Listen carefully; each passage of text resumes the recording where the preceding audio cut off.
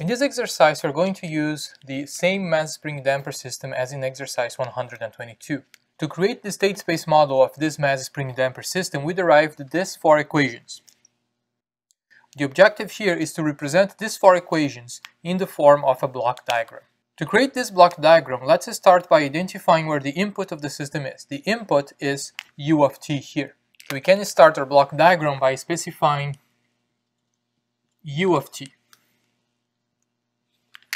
Now notice that if you multiply both sides of this equation by m1, we can cancel all these m1s here. This will make our job a lot easier. So these m1s will disappear and they move to this side of the equation.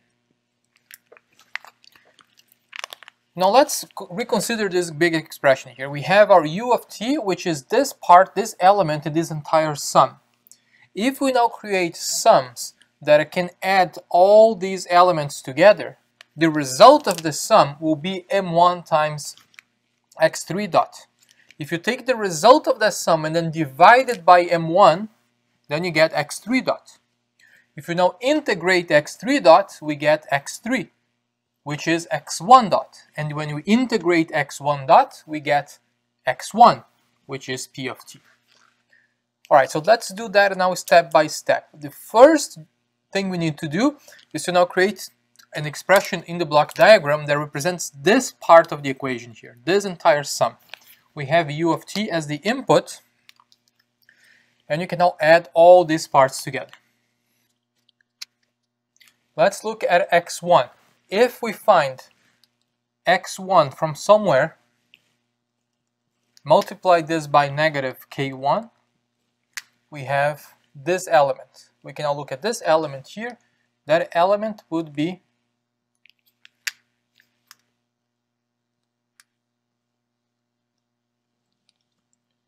k1, again, but now times x2. This represents this element. Now x3 multiplied by negative b1 gives this element there. And our last element is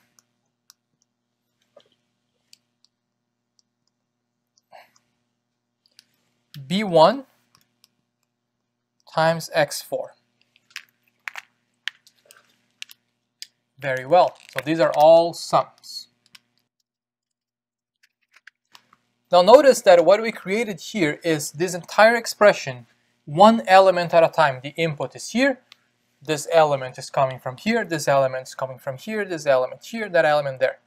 What is the output of this sum? What is the result of all this sum? Well, the result of this sum is the left side of this expression, which is m1 times x3 dot. So the result here is m1 x3 dot. We don't want that m1 there, so we can simply multiply the signal by 1 over m1. And what you get in the output? Well, that is simply x3 dot. Now, how do we go from x3 dot to x3? We can simply integrate this. So we're going to write here an integral sign. If we had everything in the frequency domain, u of s, then this would be 1 over s. But because here we are treating these expressions in the temporal domain, then I have the integration sign. It doesn't change anything. And the output there is now x3. Now let's go back to our equations here. What is x3 dot? x3 dot is there, x3 is here, and x3 is x1 dot. So this is also x1 dot, right, from the first expression. If we integrate this one more time, we now get x1. And you remember from the last exercise, x1 is p of t. So this is p. If this is p, then here we have p dot.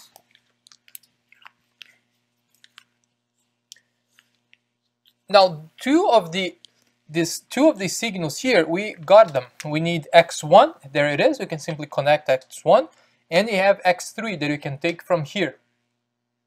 we still need x2 and x4. Now to solve for that part, we need to look at this expression here, the expression for x4 dot. We can apply the same reasoning. We can create this part of the expression that will be equal to x4 dot. But to simplify things, let's first multiply this entire expression, both sides of the expression, by m2. So all these m2's will disappear, and you have an m2 on the other side there.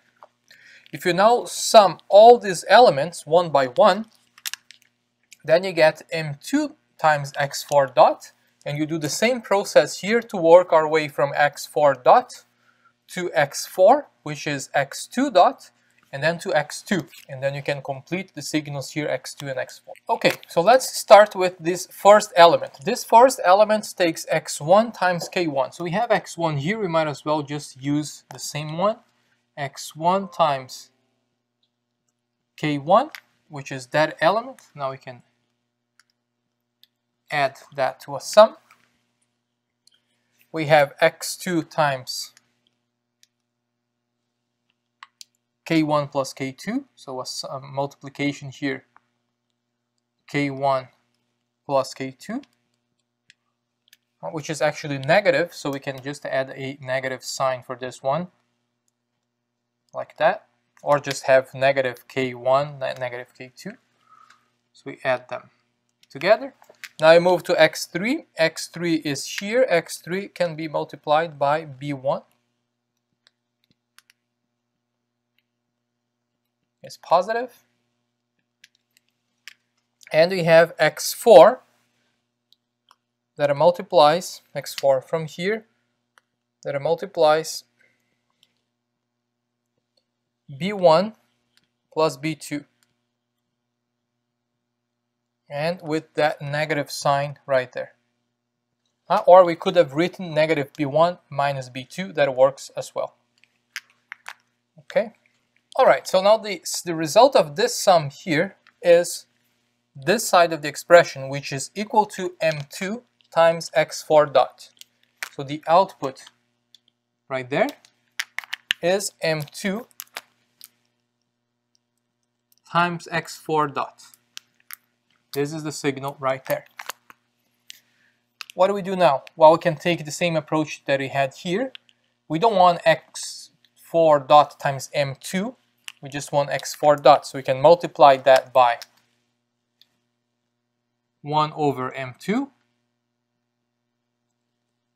And the result there is x4 dot. We can now integrate this, and the integral results in x4. What is x4? x4 is x2 dot. And we can integrate this one more time, and the result down here is now x2. And remember, from our definition, this is x2 was q of t from exercise 122. So this is also q of t. Very good. So now we have all variables. Notice that this part of the diagram is not connected anywhere. These signals are not coming from anywhere. So now we need to find them in our block diagram. Let's start with x1. x1 is needed here, and x1 can be taken from there.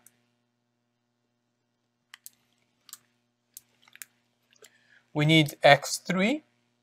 x3 is there, so x3 can be taken from this point in the diagram. Let me try a different color here to avoid confusion.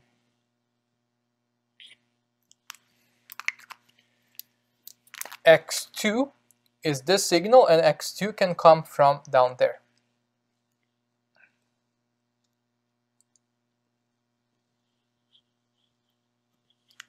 And x4 is the signal here.